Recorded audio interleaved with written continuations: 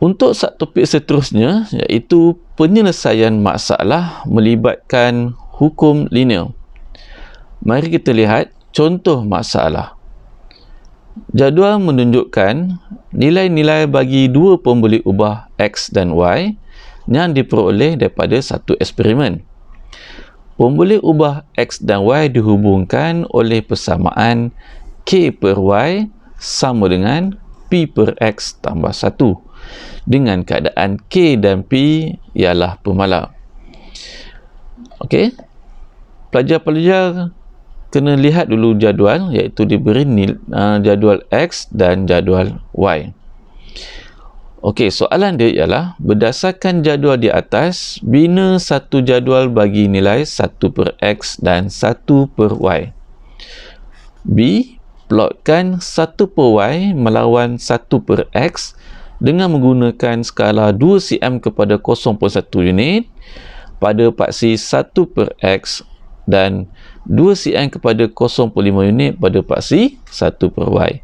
Seterusnya, lukis satu garis lurus penyesuaian terbaik.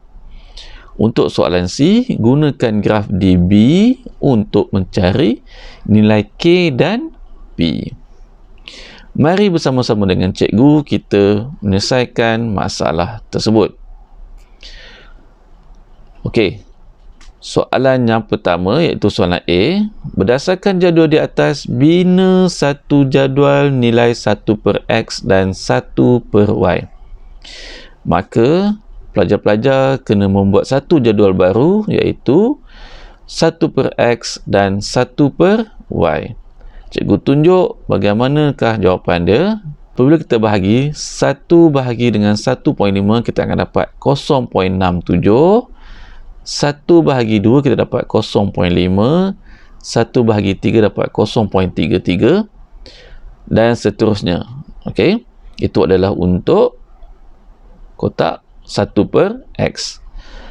Untuk 1 per Y pula ialah 1 dibahagi dengan 2.502, kita akan dapat 0.40, dan 1 bahagi dengan 0.770 kita dapat 1.3, dan 1 bahagi dengan 0.465 kita akan dapat 2.15 dan seterusnya.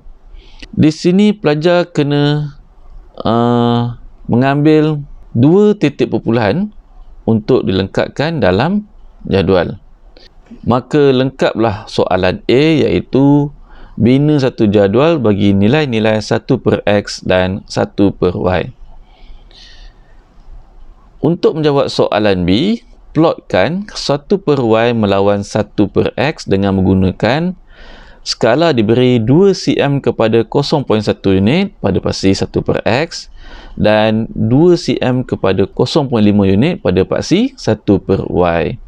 Seterusnya, lukis satu garis lurus penyesuaian terbaik. Okey. Untuk jawab soalan B, kita perlukan jadual yang kita dapat pada soalan A, kemudian pada skala, okey, pada skala untuk paksi X dan paksi Y. Paksi X kita letak skala dia adalah 2 cm kepada 0.1 unit. Okey, jadi paksi X terdapat 0.1, 0.2 sehinggalah 0.7. Dan untuk paksi Y ialah 2 cm kepada 0.5 unit, dan kita bermula dengan 0.5, 1.0, 1.5 dan seterusnya sehingga 4.5. Okey murid, berpandukan jadual maka kita boleh plotkan pada graf. Okey, jadi untuk yang pertama iaitu 0.67 dan 0.40, kita akan dapat pada titik tersebut. Dan plot yang kedua iaitu 0.5 dan 1.3. Okey, 0.33 dan 2.15, kita tanda di situ. 0.25 dan 2.6, kita tanda di situ. 0.2 dan 2.85 dan 0.7 dan 3.05. Okey, ditandakan di situ. Pelajar-pelajar boleh perhatikan, okey, titik-titik tersebut seperti satu titik yang berterabur. Dia tak ada satu garis lurus yang kita akan nampak. Jadi di sini kita perlu melihat di antara 6 titik ini di manakah penyuaian terbaik. Jadi cikgu sarankan ambil 2 titik untuk seimbangkan untuk mendapatkan penyuaian yang terbaik. Okey, cikgu ambil titik yang pertama dan juga titik yang kedua. Okey, pelajar boleh perhatikan ada 2 titik di atas dan 2 titik yang di bawah tidak kena. Okey, jadi kita boleh katakan sebagai ini adalah penyuaian terbaik. Maka satu garis lurus penyuaian terbaik telah kita siapkan.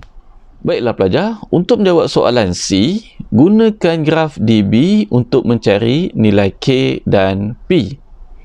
Okey, daripada graf yang kita dapat tadi, pintasan Y kita anggap sebagai 0 dan 3.9. 1/K sama dengan pintasan Y. Daripada persamaan bentuk linear kita dapat tadi, 1/K adalah pintasan Y. Maka kita akan dapat 1/K sama dengan 3.9. Dan nilai K adalah 1/3.9. Maka kita dapat nanti adalah 0.2564. Di sini cikgu sarankan pelajar-pelajar meletakkan nilai kepada 4 titik perpuluhan. Okey.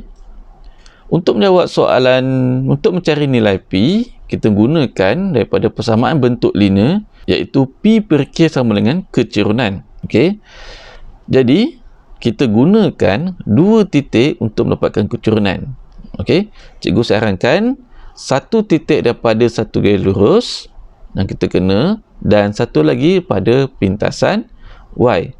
Maka saya guna 2 titik ini untuk mendapatkan nilai kecerunan.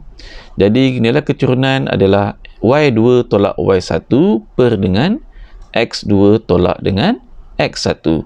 Jadi nilai P/K sama dengan negatif 5.224. Kemudian kita untuk dapatkan nilai P, jadi pindahkan K ke kanan, negatif 5.224 didarab dengan K. K kita dapat tadi ialah 0.256, maka negatif 5.224 didarab dengan nilai K 0.2564 dan kita akan dapat nilai P adalah negatif 1.339. Jadi cikgu harap awak dapat faham aplikasi hukum linear dan bagaimana untuk menyelesaikan masalah hukum linear ini. Okey, jadi cikgu harap awak dapat senyapkan tugasan untuk lebih faham lagi untuk bagi topik hukum linear ini. Jadi terima kasih dan jumpa lagi.